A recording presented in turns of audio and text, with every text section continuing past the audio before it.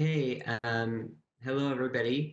Welcome to are we online? Are we on? Everything good? Yes, you're on. You have several people in the attendee list just waiting to hear instructions. So we're on and good, running well.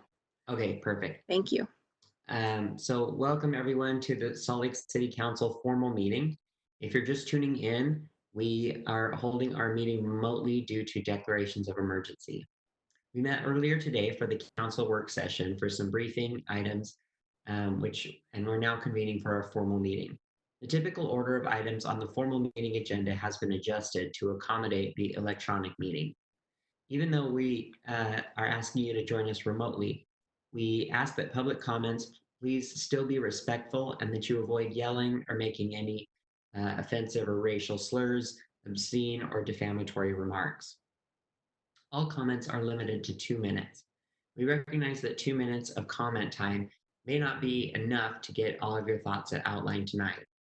Other ways to share your comments are always welcome by mailing us at P.O. Box 145476, Salt Lake City, Utah 84114-5476, or emailing us at council.comments@slcgov.com, or by calling our 24-hour comment line. The number for that is 801-535-7654. Also, written comments submitted to the City Council on any of the topics scheduled for today's hearing have been reviewed by City Council members and will be made public on our City Council website at www.slccouncil.com. If you're having trouble watching or connecting via WebEx to make your comments, you can call the council number at 801-535-7654 to leave your comments, and staff will send those on to council members during the meeting. We are at item A3, which is approval of minutes.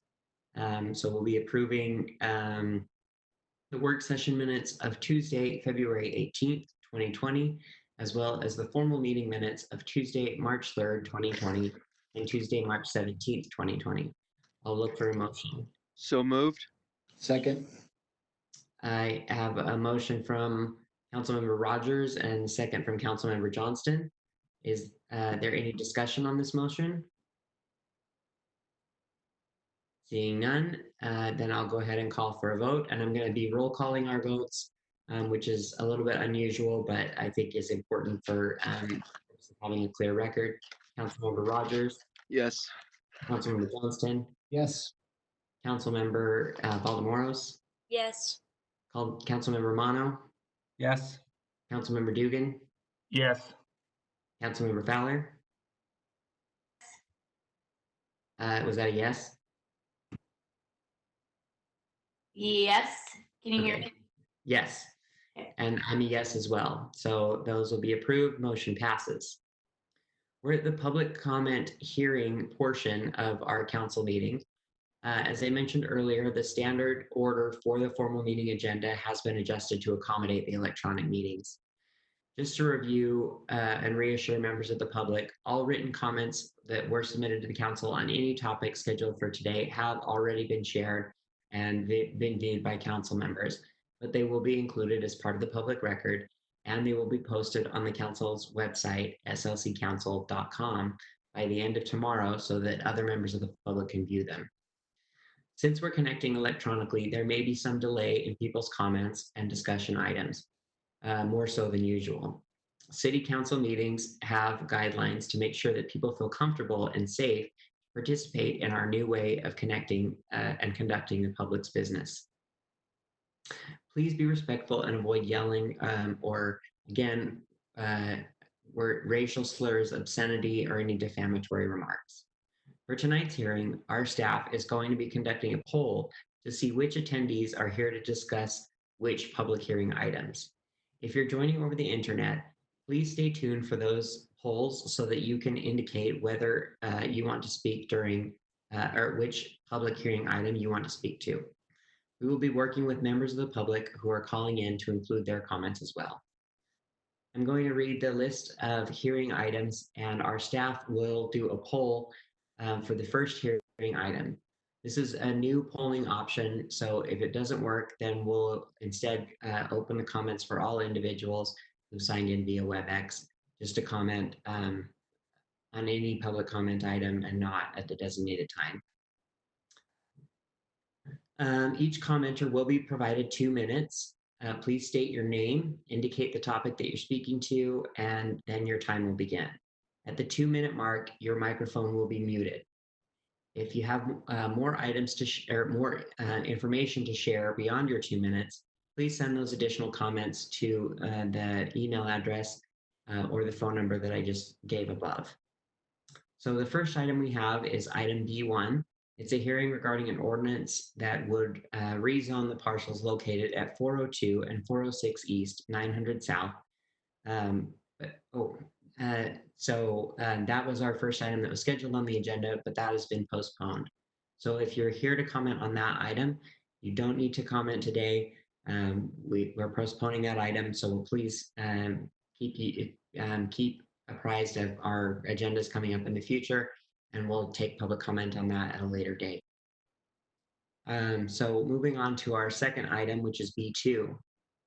Item B2 is an ordinance that would rezone property located at 2064 North and 2066 North and 2200 West from AG2 agricultural to M1 light manufacturing. Item B3 is an ordinance that would close a city-owned alley located at approximately 1040 South and Washington Street. Item B4 is an ordinance that would amend the Central Committee, your Community Master Plan, future land use map, and the zoning map pertaining to a property located at 1430 South, 400 East. Item B5 is an ordinance for budget amendment number 4 for the fiscal year 2019-2020 budget, which includes funding to mitigate impacts related to the ongoing COVID-19 or coronavirus outbreak, among many other items. Item B6 is a continued hearing from March 24th, a resolution to update the city's 2020 to 2024 consolidated plan as required by the U.S. Department of Housing and Urban Development. Item B7 is a continued hearing from March 24th regarding a 1-year action plan for community development block grants and other federal grants for fiscal year 2020 to 2021. Items B8 through B12 involve grant applications that will be heard as one public hearing. These are all related to transportation funds. Cindy Lou, if you would start with anybody who's joined the meeting by phone, and then we'll go through and do the public hearings on the WebEx app. Thank you. We do not have anyone just by phone right now, but I do have 2 that I have not been able to test audio on, if that would be all right if we do that now. Yes, please. Thank you.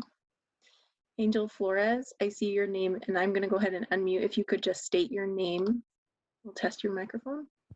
Angel Flores. Thank you. We hear you. So that's great. We have audio. Thank you. Amy Stoker, I'll go ahead and unmute and just test your audio. Could you state your name, please? Amy Stoker.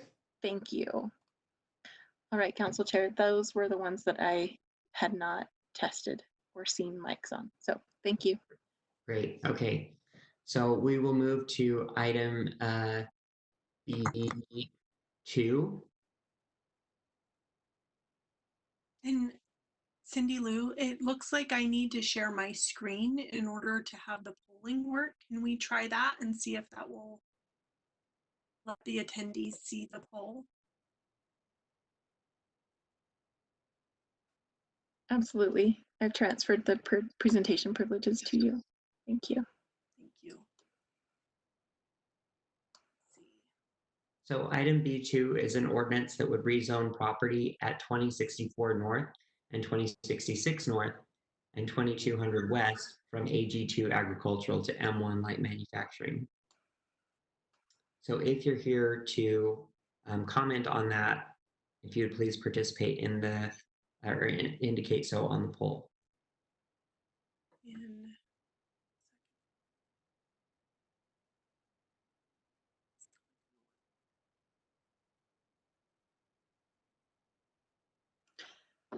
Leo, if you want to share your meeting event window, that might be the one that will share Yeah, the poll. that's exactly it. Thank you. I was trying to do that. I just need one moment.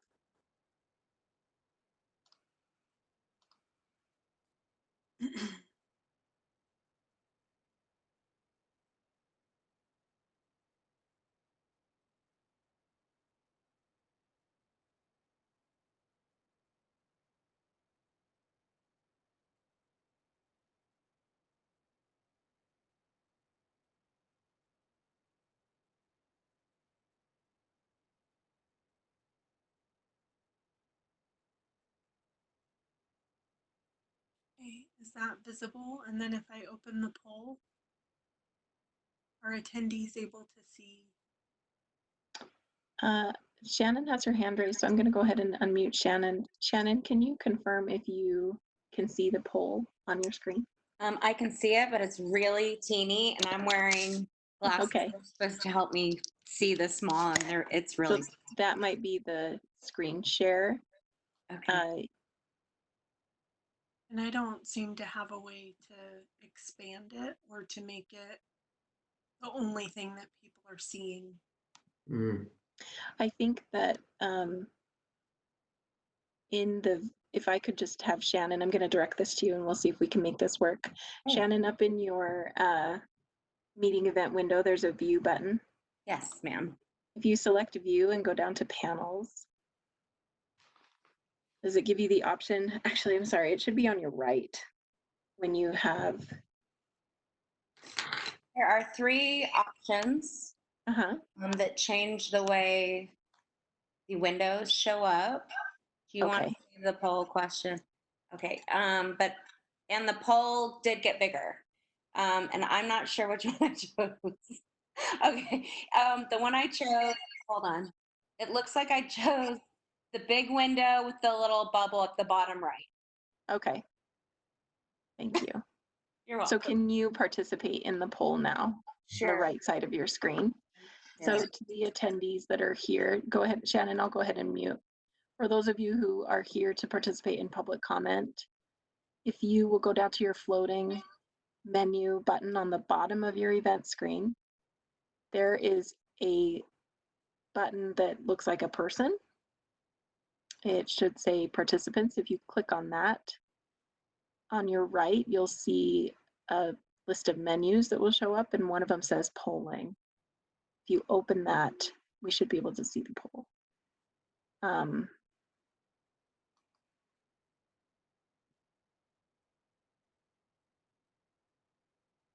Shannon, I'll go ahead and unmute. Well, I want to check with someone else. Michaela, you were also here. If you could, I'm going to unmute you if you could let us know if you can see that.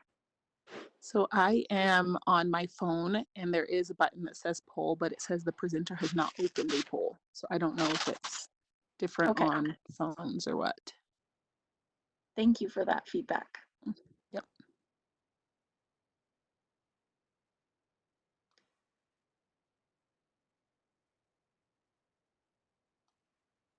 Lehue, did you open the poll? Yes, Is it open now? it is. The first one that I opened was too short. By the time we were testing it, it had closed. And so I restarted and opened it again. And it still has 48 seconds on it. Okay, so for those of you who are available, if you could, those of you who are attending the meeting to provide public comment, if you could just give an answer in the poll that you can see it, yes, or you could not see it, no. Or if you can't see it, we're going to go for no right there by default. But if you could see, if you could click yes, please.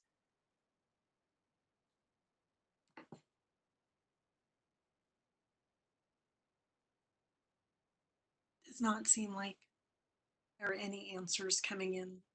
Okay. Can you see it on my shared screen down here, Cindy Lou? I can see it on your shared screen, yeah, but it's not moving at all. Like it's just staying. I didn't know if that was just not the open one or. Okay. So Council Chair Wharton, we prepared an alternative to your script in case this happened. Okay. Okay, so unfortunately, since the poll option isn't working, we'll go ahead and just take all public comments at the same time. So staff will be working through the list of people who've joined the meeting and will be on call with each person. This one comment period will include all of the scheduled hearing items for the general comment period. So if you want to comment on something, now we'll just take whatever comments you have on whatever item. But and then after we've heard all the public hearings, we'll go back and go through each one of the motions and approve or take action on any of the motions. So if you would please state your name and then please indicate which item you're wanting to speak on, and we'll start your time as soon as you've given us those two things. Thank you, Council Chair. We'll start with Shannon Cox, and then following her is Michaela Cox in order of arrival. So Shannon, I'll go ahead and unmute you. You'll have 2 minutes after you state your name and your topic. Okay. My name is Shannon Miller Cox, and I'm the Executive Director of Journey of Hope. We're a nonprofit that started 6 years ago after I retired from law enforcement. I felt like we could help women better outside of the criminal justice system than we could inside. And we wanted to address women through a trauma-informed lens. Most of the women we serve have extremely high ACE scores, adverse childhood experiences. Most of the women we serve coming out of prison and jail have been sexually abused at some point in their life, most as children. And the self-medicating starts, and it's a downhill roll from there. In the addiction world, there's a lot of interpersonal violence and sexual exploitation, trafficking. So there's lots of layers of trauma to unwind with those women.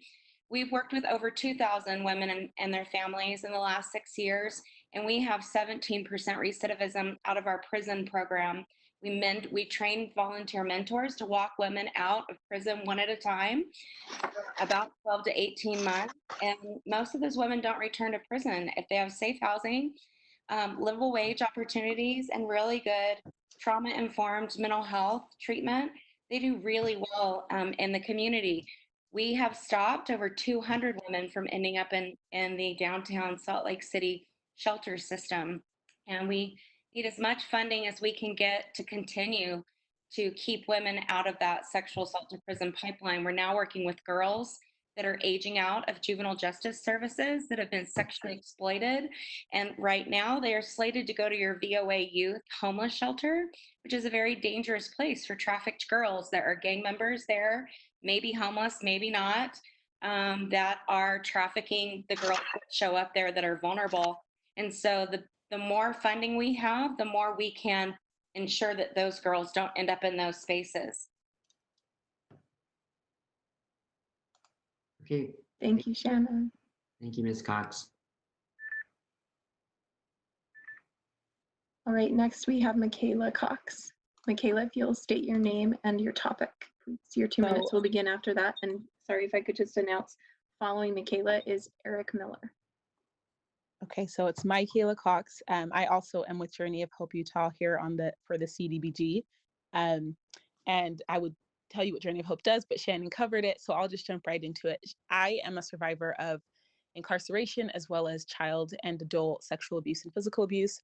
And Journey of Hope, Shannon Cox gave me my first job out of incarceration. And because of my experiences at Journey of Hope, and all that I've learned at Journey of Hope, I've been able to work with harmed women and girls that are coming from incarceration settings, as well as being the product of foster care system, working with girls aging out of juvenile justice services. And we could do so much more in this state. We could flip the recidivism rate that is growing. We are the highest in the country. We could flip that on its ear if Journey of Hope and community partners like Journey of Hope doing the work that we're doing had access to more funding. It is very difficult to pull people out of poverty, to pull people out of dangerous settings, if we don't have enough hands-on community partners and or committed employees willing to do this work. And there are quite a few organizations that are doing bits and pieces of the work. There are not as many organizations that are willing to go into all settings to complete this work. And Journey of Hope is that nonprofit, that organization that's willing to do all of that. And with Shannon's expertise being a former police officer, retired officer of the criminal justice system, she completely understands the systems that are oppressing these populations and has done an amazing job at hiring survivors and then helping us to turn around and help those that are coming out of settings that we were once in. So please consider funding organizations that are doing this kind of work, because we can't do enough without funding. Thank you. Thank you, Michaela. Thanks for joining us. I appreciate it. Okay, next. Following Eric Miller, I do have Jennifer Campbell. Eric, I'll go ahead and unmute. Please state your name and the topic, and your time will begin. Yeah, my name's Eric Miller, and I'm calling about this Cleveland court zoning. It's gonna be really hard. I've lived here for over 30 years, and I'm probably gonna die here. So everything that they do is gonna affect me. I have to drive my work truck in and out of the alleyway every day, so that's going to affect me and all the other neighbors. My other neighbors, Andrew and Heidi, live to the north of this development, are going to be really affected. As many of the others. I'm sorry you can't see me right now. I can't see you. I'm disappointed with the way the meeting's going and this thing. I can't see you. Nobody can see me, I don't think. All the neighbors here are very concerned about what's going on. We're opposed. I have to use that word because it doesn't seem, unless I say it, that it's going to matter. We've all got a lot of better things to be doing right now. I don't know how long I have. You should be concerned about COVID, not this meeting. We need to have this meeting over again. My neighbors, 5 out of the 6 that I've been able to talk to, weren't aware of this meeting. And oh, Jesus, bullshit. Done. And you know, it's just anyway, we've all got better things to do. I'm sorry I've been so emotional about this. I don't know if you can still hear me or not. Probably not. We can hear you. Yeah. Okay. I can hear you. Yeah, I kind of lost it there. It's like I say, the unit isn't going to help anybody. 2 extra units, the parking, all the things I talked about. I can't even afford the rent there. It's double what I pay for my house. So That is time. for the Thank single family unit. So yeah. Thank you, Mr. Miller. That is There's a time. lot. I'm going to go ahead and mute the microphone. Thank you for your comment. Jennifer Campbell is next. Following Jennifer, I have Josh Newton. Jennifer, I'll start your timer after you speak your name and your topic, please. Sure. I'm Jennifer Campbell, the Executive Director of South Valley Services, and I'm here to speak in regarding the CDBG funding. Great, go ahead. Okay. South Valley Services, we're a domestic violence service provider that offers shelter and supportive services to anyone victimized by domestic or sexual violence. Our shelter is located in West Jordan, and we have a community resource center and libraries, city halls throughout Salt Lake County, and the Road Home Family Shelter. I first wanted to thank you all for the opportunity to speak with you today and for consideration of our further partnership. We fully support the committee and mayor's recommendation of $30,000 for South Valley Services and CDBG funds to provide case management services in the Salt Lake City Library and at the Geraldine King Women's Resource Center. With these funds, SBS will have a full-time advocate that will partner with the VOA at the Geraldine King Women's Resource Center and at the Salt Lake City Library to provide survivor-driven and trauma-informed services rather than expecting those survivors to meet advocates at our agency. SBS's advocates have the potential of reaching 400 DV survivors per year in Salt Lake City. This advocacy leads to improvements in DV survivors' ability to access community resources, including housing, social support, safety from abuse, and overall quality of life. And I just want to say thank you so much for the opportunity to participate in this and for the support. Thank you, Jennifer. Sorry, Council Chair. I meant to leave the thanks to you. I have Josh Newton next. Following Josh, we'll have Mike Reed. Josh, I'll go ahead and unmute. Go ahead and state your name and your topic, and your 2 minutes will begin. Thank you. Joshua Newton, B4 for Cleveland Court. Thank you. Go ahead. All right, and I'm with Eric. I want to let me say that I'm opposed to the zoning change and the setback change. You know, I live on this street. I've seen the traffic and the people that go up and down this street, and I think by changing those setbacks from, you know, it's allowable to the current ones, which is reduced by half to 5.5 feet, that creates an unsafe environment for the people that are walking on that street. The streets are already narrow with one side of parking allowed. So by allowing this to happen, it's going to create, you know, a more dangerous situation on that street that's south facing. So I think that we should allow those setbacks to be changed back. Plus, you know, going from 5 units to 7 units, you know, is a big jump. And I think that everyone in the neighborhood wants to see something built nice on that lot, and, you know, it helps the community.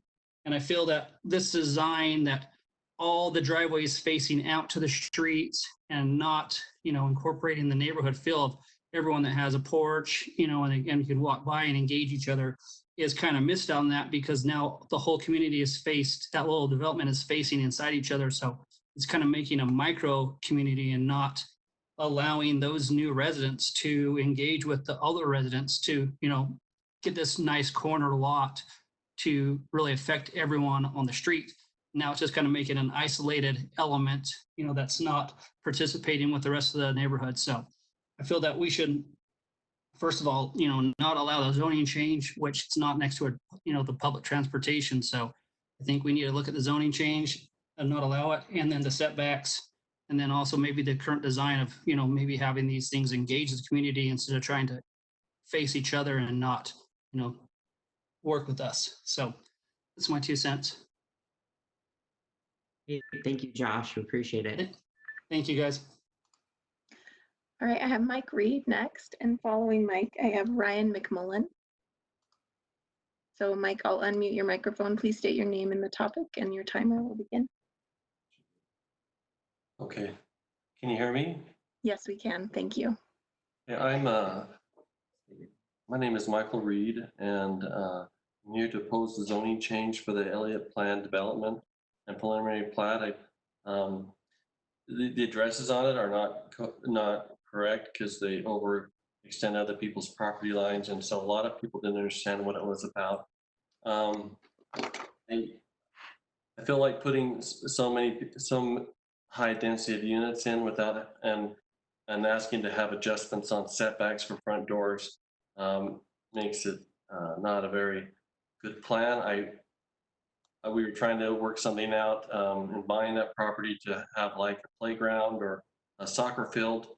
I know they have one at Jackson, but that's not one that kids could play soccer on. Anyway, there's been a lot of racial tension. The building the building next door houses a lot of people that come out of the shelter, and case managers from the shelter and road home and Section 8 come and try to work with those people. They're very diverse, and there are over 100 children that live in 25 3- and 4-bedroom townhouses. And I've got a lot of racial tension from some of the neighbors. Even today, I was passing out things so the neighborhood could comment. And I had a man telling me never to even step on a sidewalk out front, because he knows what kind of people live in this complex, which he said was gang members, drug dealers, and prostitutes, none of which I think are there. But I was told that if this complex goes through, they will make sure that the complex is closed, and they will complain and have the city close it down, which I'm not sure can actually happen. But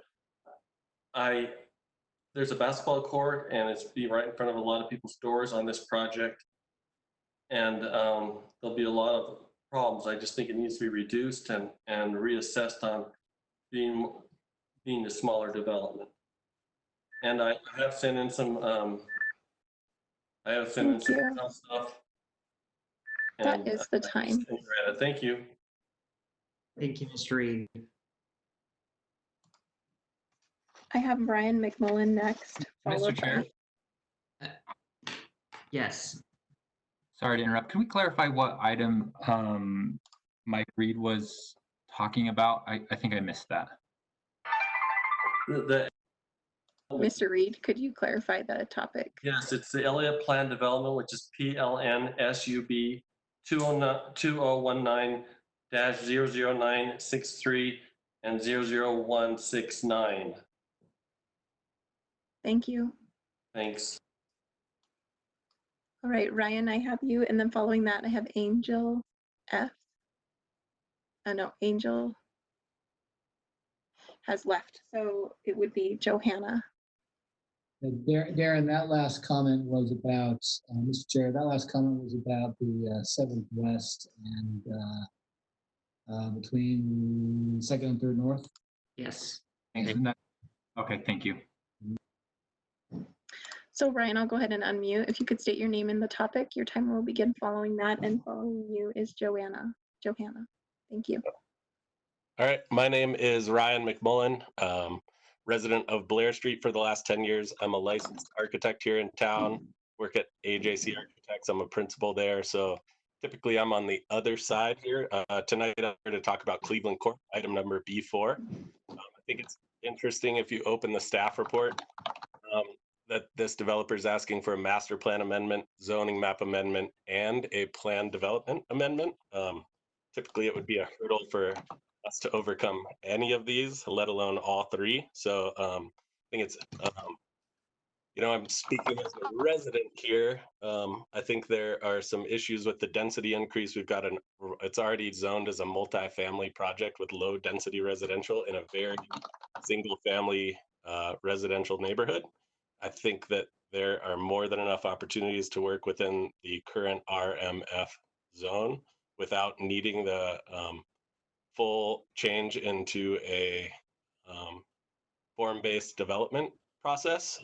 And then what I think is the most interesting part is this would be the first project that I'm aware of in town where a developer would be granted form-based zoning on sort of an island in town. I think that sets a precedent that puts control and power in the developer's hands once they start to find parcels around town to just maximize density. And I think there's appropriate places for density along transit lines. But I think we need to respect and appreciate the fabric that we've got in town on single family residential. And I'd just ask that you guys consider the sort of overwhelming amount of asks that this developer is asking for to realize this project and have them kind of produce a nice project based on the existing RMF 35 zoning. So that's all I've got to say. All right, thank you, Mr. McMullen. Thank you. Next we have Joanna. And then following Joanna, I have Misty Mulkey. So Joanna, state your name and your topic, please. Oh, did you see that Facebook group where there's like at 8 o'clock? Joanna, are you there? No, Joanna? that was just my idea. So it sounds like we might be catching Joanna on another call. Let me check again. Joanna? Every night? Yeah. Okay, I'm gonna go ahead and mute because that sounds like a personal conversation. We'll check in with her. Misty Mulkey, you're next, followed by Peter Caroon. Go ahead. If you could speak a little louder, your microphone's very low. I'm sorry, can you hear me? That's much better. Thank you, Misty. Please excuse me, I'm very, very nervous. My name is Misty Mulkey. I am here because I am... Sorry, Misty, we're losing you again. We can't hear you. I am with Journey of Hope. Great, thank you. I am here to talk about Journey of Hope and to tell you about how my experience working with them has improved my reality. I am a former Wyoming federal inmate and a recovering addict with 16 years clean and sober. I met Shannon Cox in 2014 at the grand opening of Journey of Hope, and I have been working toward becoming part of her team ever since. Journey of Hope has given me the opportunity to help women like myself coming out of prison trying to get sober and create a better life for themselves and their children.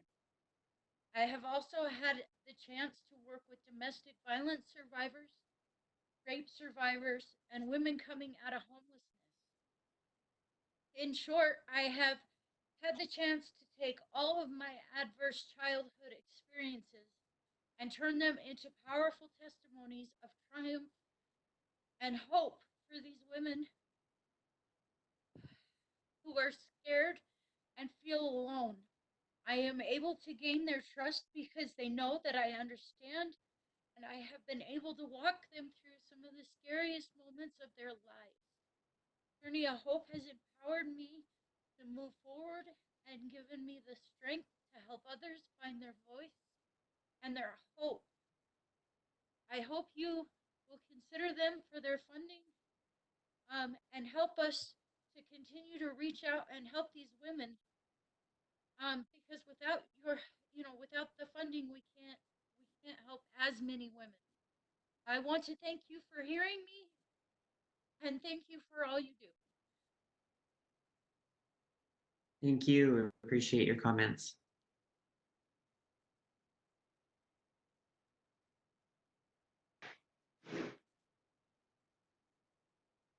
Can you hear me? I heard that. Sorry, Peter Caroon, you're next. And if you could state your name and your topic, following Peter is Dave Iltis. Peter Caroon, representing Century Financial on the Cleveland Court project. I just want to make sure you can hear me. Yes, I can hear you, Peter. Thank you. So we've seen this before. Century purchased this property from a prior owner who had a five-unit plan with large units. We decided that when we bought it, that 7 units versus 5 larger units was a better use. It creates 4 additional bedrooms on the property. The courtyard design was intended actually to create community between residents, not make it an insular community. And it's an environmentally sustainable project. It will contain solar on the roof and have some other energy efficiency items. This was supported by the Community Council at their meeting. And the zoning, as was mentioned, is currently RMF 35, which is a multifamily zoning, which allows a 35-foot building or 3 stories. Our proposed height is 27.5 feet or 2 stories. And under the RMF 35 zoning, our original plan had a less than a 10-foot yard in the back. Now it has greater than a 15-foot yard. So some of the folks were complaining about the setbacks, but this actually creates a larger yard and a greater separation from the property next to us. Some have complained about density, but within 3 blocks of this property, there are 44 properties with 4 or more units. There's also 10 properties with 8 or more units. So this isn't strictly a single family neighborhood. And originally, as I mentioned, the project was 5 large units, which would have been high-priced units. 7 units, we feel, meets the city's goal for more affordable units and that missing middle housing. And it's virtually on the same footprint. So we're actually not creating larger buildings, and the footprint is almost exactly the same. So just smaller units. And they're being built as condos, so they'll be higher quality. We will have garages for the units as well. Thank you. We hope. Thank you. He just wrapped up. So that was time. Thank you, Peter. We appreciate that. Dave Iltis is next, followed by Amy Stoker. Dave, I've unmuted your microphone. If you could state your name and your topic. Dave Iltis, and I actually wanted to speak to 4 of the items, so I'm not sure what you'd like me to do in terms of time. So due to the circumstances of bundling the public hearings together, Council Chair, we had just restricted everyone to 2 minutes, asking that additional comments be provided in writing. Chair, is that your understanding as well, or would you like to adjust that? I think that's what we said at the beginning for everybody. So I don't think that's, I mean, I'm happy to come back and talk again, but I think I can be quick, but I don't know that I can do all 4 of them in 2 minutes. So I can attempt to go fast, but I don't think that's fair. well, right, and under normal circumstances, we wouldn't do it that way, but because of the constraints that we have, why don't we have actually let me consult really quick with the council executive director and the attorney and see if we can see what their recommendation is. Thank you. I've muted Dave at this time. Okay, I'll start. I'll text with the city attorney. Okay, thank you. And all this is Katie and I am here, so we'll get it worked out. Okay, thank you.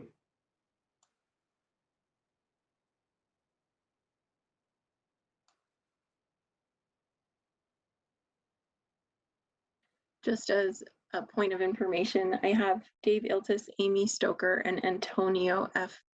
left in the list of speakers. We'll check in with Joanna following those 3 people. Okay, thank you.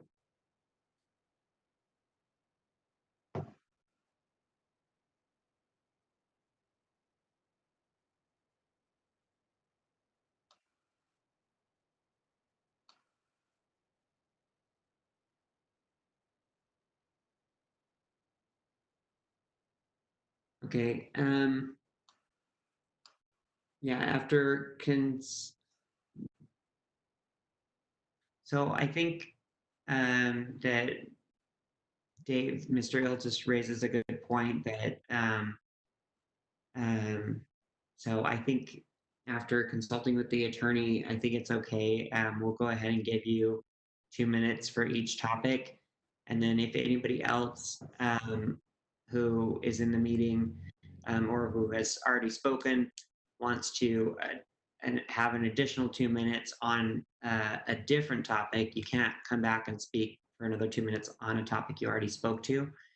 Then we'll take that comment as well. But I'm inclined to let Mr. Iltis go ahead and give him the 2 minutes on each topic that he wants to speak on. Thank you, Council Chair.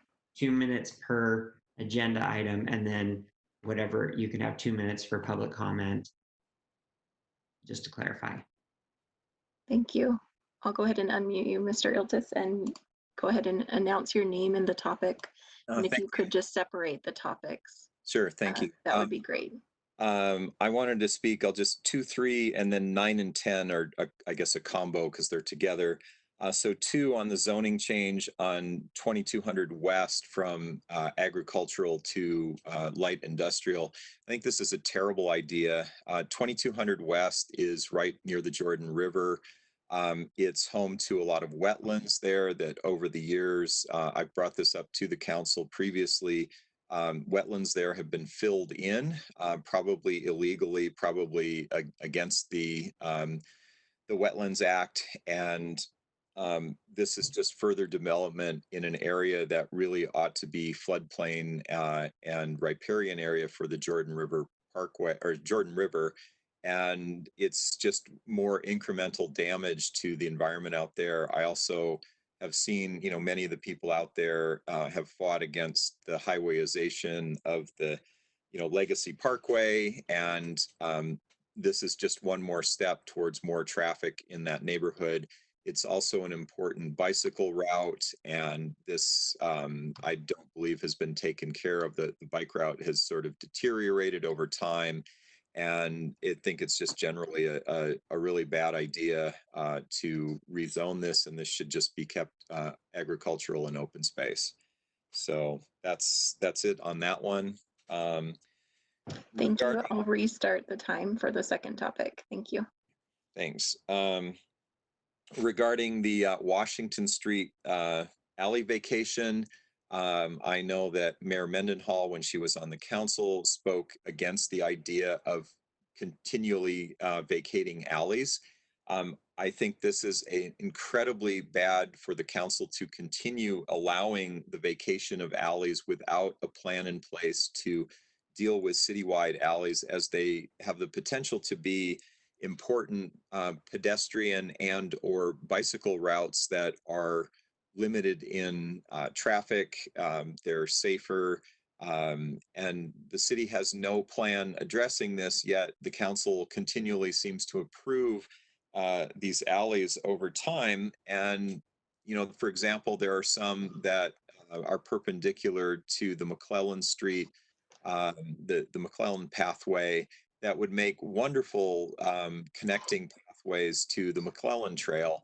And I'm not sure exactly on the Washington Street alley how this fits in, but I think the council has absolutely no business to approve an alley without there being a citywide alleyway plan to figure out how you're going to address this, how alleys can fit in with better biking and better walking throughout the city and better neighborhoods. And this piecemeal approach is just not a workable thing. So I'd ask you to please not allow that whatsoever.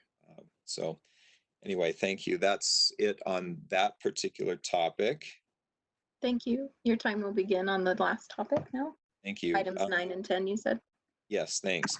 So these are the grant applications for 800 East Neighborhood Byway and 2100 South Bike and Ped Crossing.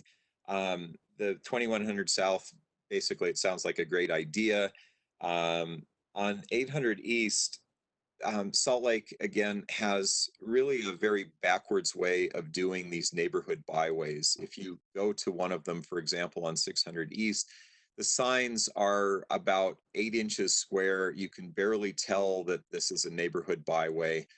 The entire neighborhood byway program in Salt Lake needs to be revamped, brought up to the level of a place like Berkeley, California, where on the road they do bicycle boulevards in Berkeley, and they have icons on the road, markings on the road that are 8 feet wide by 10 feet the other direction, and it makes it very clear that this is actually a neighborhood byway.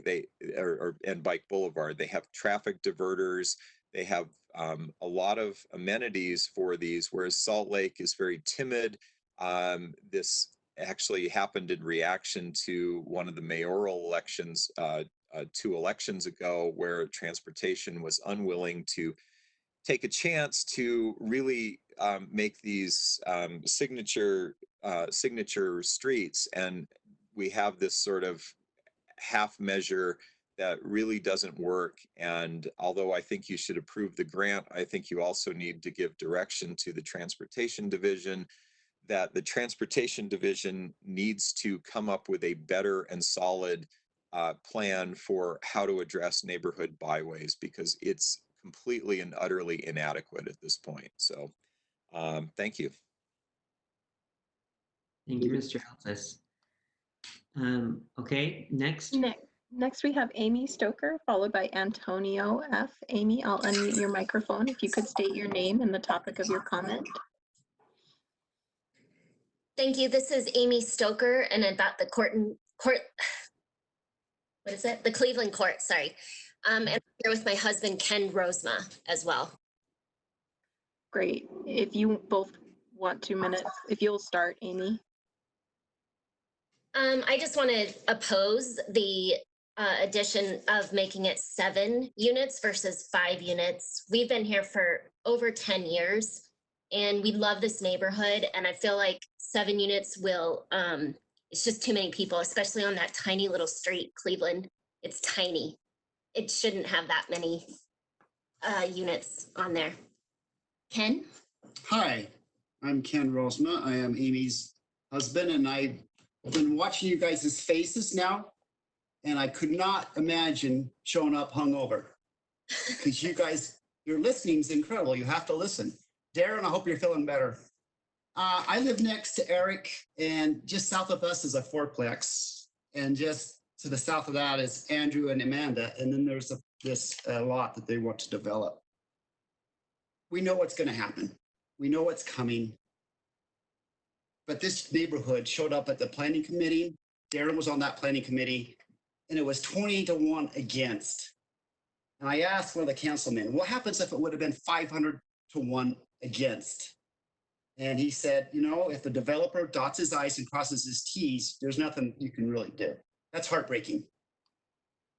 Drive by this street, take a look. It's 20 feet wide. It's tiny. Where's the snow going to be going? Parking. So at least, how about a compromise? Keep it at 5, the original, rather than 7, so both sides get the win. The people who live here, walk the streets, sleep here, crime watch, all of it. How about a compromise? Thank you. Thank you both. Thank you. The last commenter I have tonight is Antonio F. Antonio, I'll unmute your microphone if you'll state your name and the topic of your comment. Go ahead. Hi, I'm sorry, I'm on my boyfriend's phone, but my name is Shirley, and I would like, and I'm a member from the Rose Park Brown Berets, and I would like to speak against the rezoning. So the narrative of people creating inaccessible spaces has led to the displacement of low income and people of color historically and today. The comments of certain neighbors calling individuals thugs, gang members, drug addicts is racial profiling and a discrimination of wealth. To judge individuals that have suffered under a system that has failed them and then to discard them by building another unnecessary expensive apartment does anyone from Rose Park any good, only those who profit from this. We are talking about people's livelihoods, families, and children. These are the people who make our community. And for the record, those who claim to have our best interests at heart do not say things like, quote, Rose Park is very attractive to a lot of young people because of the community feel and the close proximity to downtown. That is a comment from a gentrifier. That is exactly the kind of intentions and the kind of actions that lead to gentrification and the displacement of our people. Thank you. Shirley, could you clarify the rezone that you're commenting on? Yes, that is for the multifamily residential for the LE development. Thank you. Council Chair. Okay, thank you for your comments. Appreciate it. Can I just get a clarification? Oh, sure, yeah. Did you want me to go through the list of people who are here to comment? I didn't hear from anyone that they wanted to speak on a secondary hearing other than their initial comments.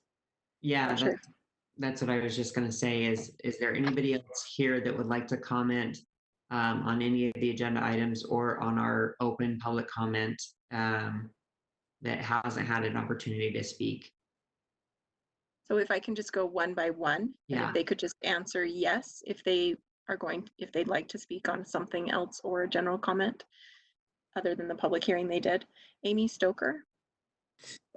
No comment, but I just would like to say that I think you guys should do video on the people that are speaking. Thank you. Thank you. And Antonio or Shirley, Yes. did you want? Sorry, repeat that. What was that?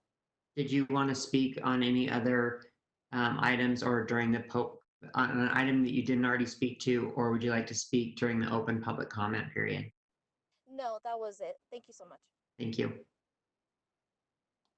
Dave Iltis. Yeah, hi. I'd like to speak briefly in the open public comment period. Can we go ahead with that? Council Chair, would you like that just to be listed and come back to, or would you like to give him his time now? Let's go through the list and make sure we got everybody once, and then we'll come back and get everybody that says yes that they want to speak again to a separate item. Thank you. Eric Miller. No, I don't want to speak to any separate items. I want to apologize for my losing it. I'm still having a hard time. Thank you very much for your time. Thanks. Thank you. Jennifer Campbell, No, thank you. Josh Newton, Nope, only B4. Michaela Cox, Hi, not, I don't want to speak fully. I just want to say that I support the disclose about the Rose Park rezoning. I am in opposition, but I don't need a full 2 minutes, so I'm good. thank you. Thank you. Mike Reed, Well, that's good. Thank you. Thank you. Misty Mulkey, Thank you. Misty, No, couldn't- thank you. Thank you for your time. thank you. Peter Caroon, Nothing else. I do want to say thank you for supporting some of those great nonprofit organizations through your community development block grants. thank you. Ryan McMullen, Nothing beyond B4. thank you. Shannon Cox, No, thank you very much. Have a good night. thank you. All right, Council Chair, it looks like Dave Iltis was the one who would like to share public comment. So Dave, I'll go ahead and unmute your microphone and begin your timer once we know your name. So go ahead. Hi, this is Dave Eltis. I wanted to speak briefly on two topics. One is that with the COVID-19 crisis that we're all going through, many other cities around the country have deactivated the required pedestrian push buttons at crosswalks. This is a great opportunity for Salt Lake to do that. And in addition to make that permanent, push buttons are a very anti-pedestrian invention that makes intersections very more unsafe for pedestrians, and they actually encourage people to walk through the lights. Right now, it's actually a public health hazard, and those should be deactivated so that the walk sign always comes on. The second is, at some point, I think you're going to be getting to a parking master plan for Salt Lake City. This parking master plan has some severe problems with how it's going to reduce required bicycle parking and or cut bike parking in half. Some places that have been required to have 1 or 2 spots will no longer be required, and other developments will have half the amount of bike parking required. This is a step backwards. And with that, Salt Lake had commissioned a downtown study of parking that previous members of the council blocked the release of this. It was never released yet. Salt Lake City spent, I don't know, I think in the neighborhood of $75,000 and had a presentation on that, but then the study was never released to the public. And whether this was actually included in the master plan, I don't know, but it certainly should be made public so that anybody trying to review the parking master plan would have access to that. The parking master plan is not ready. Last I looked at it, it's absolutely not ready for passage. And I don't know if it's made its way to you yet. So thank you. Okay, thank you, Mr. Iltis. All right, and that concludes the public comment portion of our meeting. So thank you for everybody who did tune in to give your feedback. And again, if there is more information that you do want to provide, you can do that through by emailing the city council at the email address provided. Let me get it for you again. At is it council.comments? Is that right? Yes, council.comments@slcgov.com, or by calling our 24-hour council phone line, which is 801-535-7654. Thank you very much, everyone. All right, we will now move on to item number, let's see here.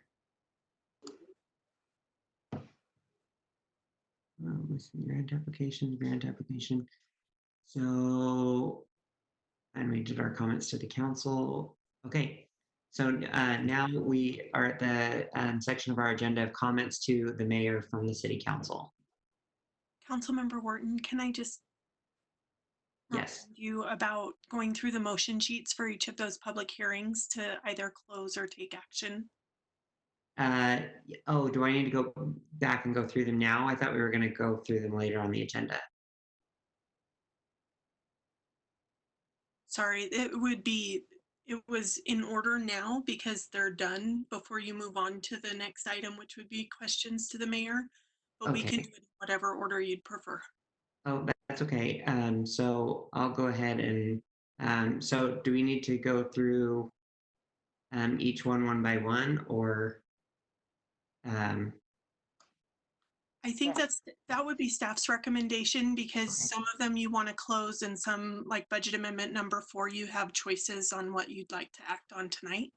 And I Okay. have the motion sheets on my screen ready to share if that helps the council. Okay, well, we'll go through and do the motions then. So the first was item B2, an ordinance that would rezone property at 2064 North and 2066 North and 2200 West from AG2 agricultural to M1 light manufacturing. Do I have a motion? Mr. Chair, I move for approval. Second. Second. All right, I have a motion by Councilmember Rogers and a second by Councilmember, I think it was Mono. Is there? Valdemoros, I believe. Oh, Valdemoros. Any discussion? Council, Sorry. Council Chair. Yes. So just to Oh, clarify, I'm is sorry. the motion to close the public Yes, hearing I or to move- approve the I'm amendment? sorry. I move that we close the public hearing and defer action to a future council meeting. Okay, thank you. Yeah, thanks for clarifying. That made it a lot easier. I could see it on the screen. Okay, so I have a motion from Councilmember Rogers, a second from Councilmember Valdemoros. Is there any discussion to this item? I don't see any hands, so we'll go ahead and do a roll call vote. Councilmember Rogers. Yes. Councilmember Johnston. Yes. Councilmember Valdemoros. Yes. Councilmember Mono. Yes. Councilmember Dugan. Yes. Councilmember Fowler. Yes. And I'm a yes as well, so that passes unanimously. We'll move on to item B3, an ordinance that would close city-owned alley located at approximately 1040 South Washington Street. I'll look for a motion. Mr. Chair. Yes. I move that the council close the public hearing and defer action to a future council meeting. Second. Okay. I have a motion from Councilmember Fowler and a second from Councilmember Mono. Is there any discussion to this item? Seeing none, then we'll go ahead and call a roll call vote. Councilmember Rogers. Yes, Mr. Council. Councilmember Johnston. Yes. Councilmember Valdemoros. Yes. Councilmember Mono. Yes. Councilmember Dugan. Yes. Councilmember Fowler. Yes. And I'm a yes as well. Okay, we'll move on to item B4, an ordinance that would amend the Central Community Master Plan, future land use map and zoning map pertaining to a property at 1430 South, 400 East. Is there a motion? Mr. Chair, Yes. I move that the council continue the public hearing to a future council meeting. Second. Second. All right. Third. I have a motion from Councilmember Fowler and a second from Councilmember Johnston, I think. Was there any discussion to this item? Seeing none, we'll go ahead and call for the vote. Councilmember Rogers. Yes. Johnston. Oh, sorry, that was me. I knew that was you. I knew that was you. Okay. Councilmember Yes. Rogers. Yes. Johnston. Yes. Valdemoros. Yes. Mono. Yes. Dugan. Yes. Fowler. You made the motion. Yes. All right, thank you. And I'm a yes as well. So that passes unanimously. We'll move on to to item number 5, an ordinance for budget amendment number 4 for fiscal year 2019-2020. This includes funding to mitigate impacts related to the ongoing COVID-19 outbreak and several other items, or many other items actually. Is there a motion? Sorry, 1 second. I'm just bringing it up again on my screen. Okay. I have a motion to close the public hearing to adopt some of the items. No. Sorry. Screw up. I have a motion. Yes, Councilmember Dugan. I move that the council close the public hearing and adopt an ordinance amending the fiscal year 2019-2020 final budget of the Salt Lake City, including the employment staffing documents for items shown on the motion sheet. Second. I have a motion from Councilmember Dugan and a second from Councilmember Johnston. Is there any discussion to this item? Seeing no hands, I'll go ahead. Oh, okay. Yes, discussion item? Yes, if that's okay. So Yes, go ahead.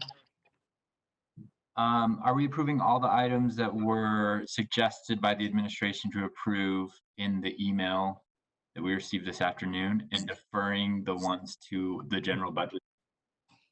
Yes. You are correct. Yes. Okay. And the items included and the ones from the email are listed on the motion sheet. Got it. Thanks. I'm looking at an old motion sheet, so that's why I was confused. Okay, yeah, no problem. Any other discussion to this item? Okay, then I'll go ahead and roll call it. Councilmember Rogers. Yeah. Councilmember Johnston. Yes. Councilmember Valdemoros. Yes. Councilmember Manu. Yes. Councilmember Dugan. Yes. Councilmember Fowler. Yes. And I'm a yes as well. That passes unanimously. Let's go ahead and move on to item B6. And this is a continued hearing from, or sorry, not a hearing. This is a resolution that would update the timeline for the city's 2020 to 2024 consolidated plan as required by HUD. The consolidated plan details the city's goals and objectives to build healthy and sustainable communities through our federal grants, also our CDBG, our emergency solutions grants, our and our HALPA grant. For motion. Mr. Chair, I move the council Yes. continue the public hearing to a future date. I have is there a second? I second it. I have a motion from Councilmember Johnston, a second from Councilmember Dugan. Is there any discussion to this item? Seeing none, I will go ahead and roll call it. Councilmember Rogers. Yes. Councilmember Johnston. Yes. Councilmember Valdemoros. Yes. Councilmember Mono. Yes. Councilmember Dugan. Yes. And Councilmember Fowler. Yes. And I'm a yes as well. So we'll go, that passes. We'll move on to item B7. This is regarding a one-year action plan for community development block grants. Is there a motion? Are we? Oh, Mr. Chair, I move the council close the public hearing and refer the item to a future date for action. Okay. Second. Wait, do we want to close the hearing or continue the hearing?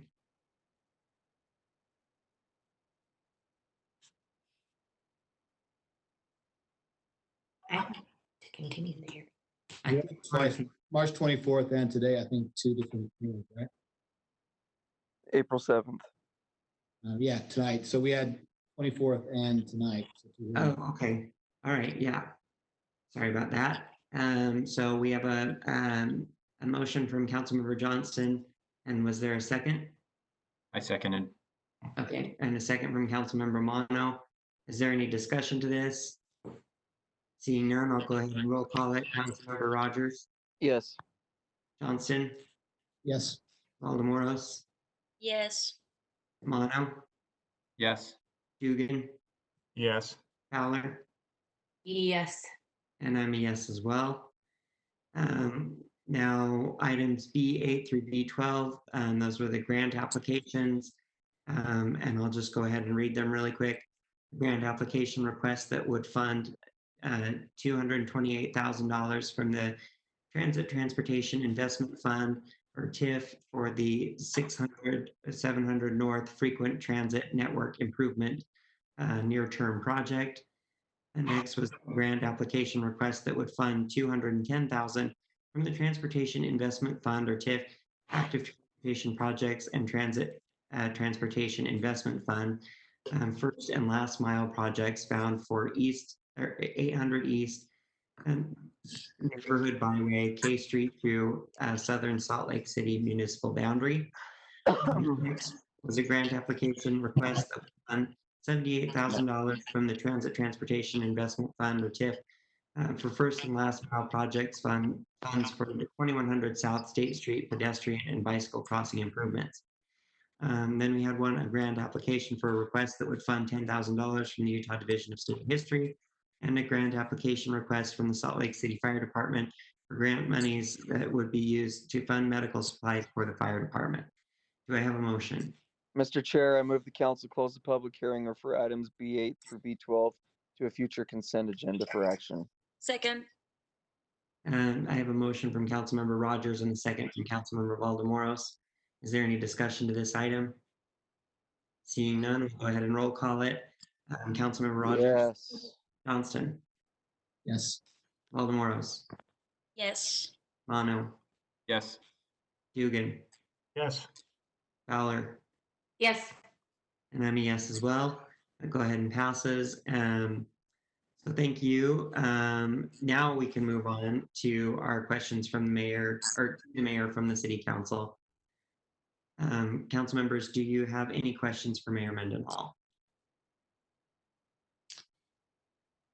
I'm not seeing any hands raised. Great. Thank you. Mayor, thank you for being here for our meeting. We appreciate it as always. You guys don't start asking me questions. I'm not coming anymore. What did you have for dinner? Fried rice with tofu. It was pretty good. Oh, excellent. Thanks for asking me a question. You're welcome. And you can expect more of these hard-hitting questions in the coming weeks and months. So I just wanted to clarify something so that the public knows. It's not that we don't talk to the mayor at all whatsoever and we don't have questions. It's because earlier we had a work session and sometimes we have small group meetings that we talk to her or her staff. So we're pretty well informed and in communications with her. So we're here at this point. We're like, but we'll have some more questions in the future. it's true. I already asked the dinner question. That was totally staged. Chair. And Yeah. just because I shouldn't tease like that with these strange technologies, people can't see our faces if they're tuning in. I was joking. I'll keep coming to the meeting. I'm happy to answer your questions or not.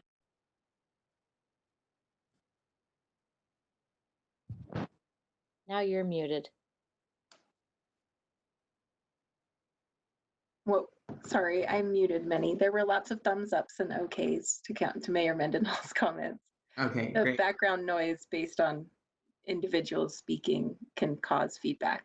So Gotcha. Okay. So we'll now move on to section D of our agenda.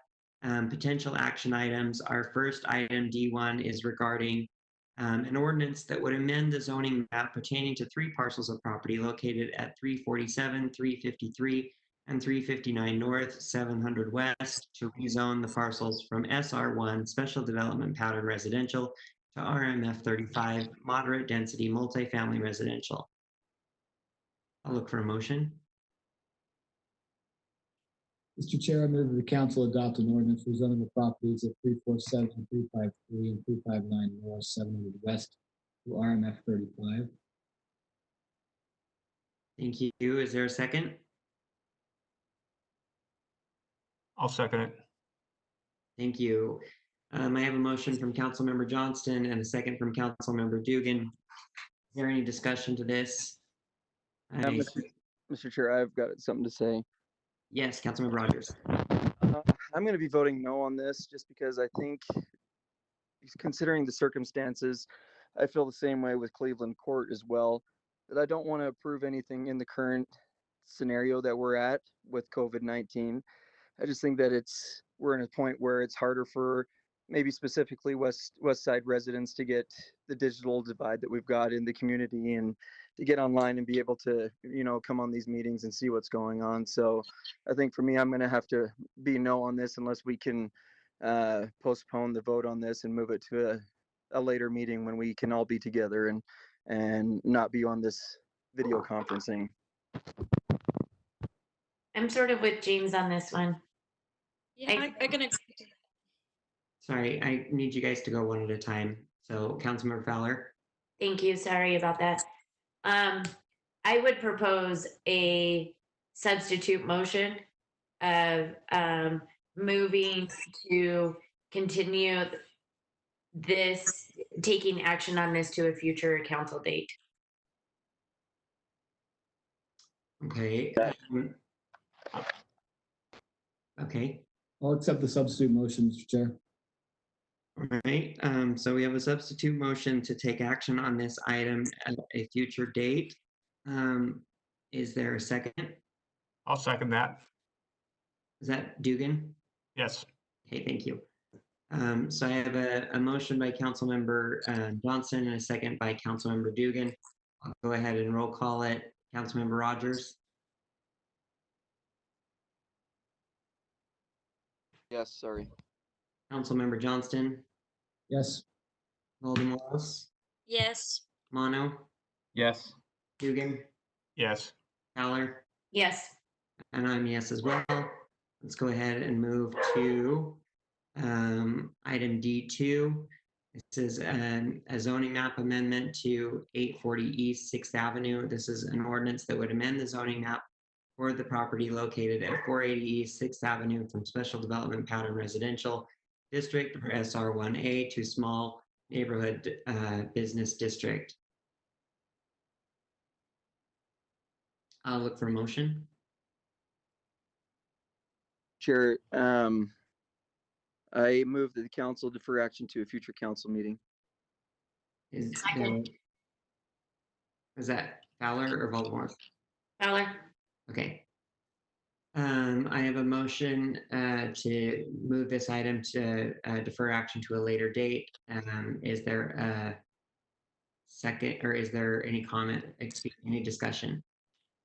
I don't see any hands raised.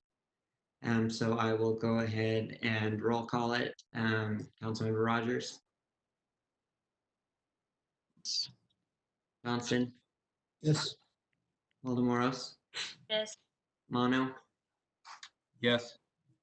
And Dugan. Yes. Fowler. Yes.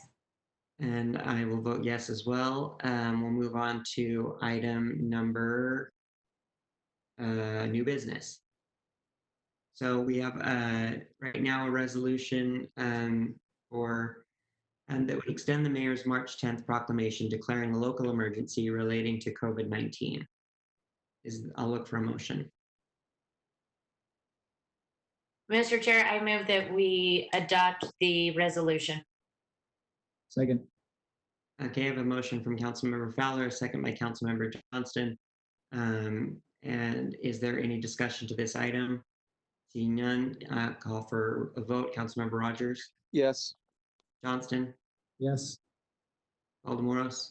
Yes. Mono. Yes. Dugan. Yes. And Fowler. Yes. And I'm a yes as well. So that will be approved unanimously. Move to item F, unfinished business. We have no unfinished business, so that brings us to section G, the consent portion of our agenda. I'll now look for a motion to approve the consent agenda. Mr. Chair, I move that we approve the consent agenda. Second. I have a motion from Councilmember Fowler, a second from Councilmember Johnston. Is there any discussion to this issue? Okay, seeing none, we'll go ahead and roll call it. Councilmember Rogers. Yes. Johnston. Yes. Waldemoros. Yes. Mono. Was that me? Yeah. Was that a yes? Yes. Hey, Dugan. Yes. Fowler. Yes. And I'm a yes as well. Okay, that brings us to the end of our agenda. Unless, do we have any comments from staff or anything that we need to clear out before we go? Hey, doesn't sound like it. All right, thank you again, everybody. Have a good night. Thank you for attending. Yeah, thank you. And thanks for following us at home if you are.